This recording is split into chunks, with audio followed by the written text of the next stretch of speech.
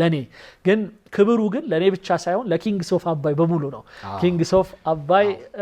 አባይ ቴሌቪዥንን ጨምሮ አባይ ቲቪም የኛን ፕሮግራም ስለሚያቀርበው ስለዚህ ክብሩ የጋራ ነው ለማለት ነው እሳቸው መሰጡ ክብር እኮ ከአንድ ብሔራዊ ቴሌቪዥን ጣቢያ ጋር እኩል አድርገው ነው ልክ በጣም ሌላ አንድ ደግሞ ሌላ ሽልማት ፎቶግራፍ እያየው ነበረ ሲንመለከተው ይሄ የት ነው ይሄ የኢትዮጵያ ኤምባሲ በአሜሪካ ነው ይሄ ወንድማችን አህመድ ወርቁ ይባላል የበድር ኢትዮጵያ ፕሬዝዳንት ነው በኢትዮጵያ ኤምባሲ አምባሳደር የነበሩት ፍጹም አረጋ ነበሩ እና ፍጹም አረጋ እኛ ሙስሊሞቹ አብረን የረመዳን ስግደትና ኢፍጣር ፕሮግራም አድርገን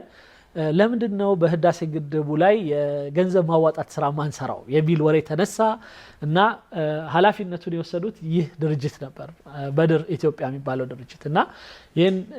ኃላፊነት ወስደው እስከ 50,000 ደረጃ ገፍተውት ነበር ሌላው ቀርቶ በአልጀዚራ ላይ ተወሳ 50,000 እንኳን ዶላር ማለት ናት ይሄ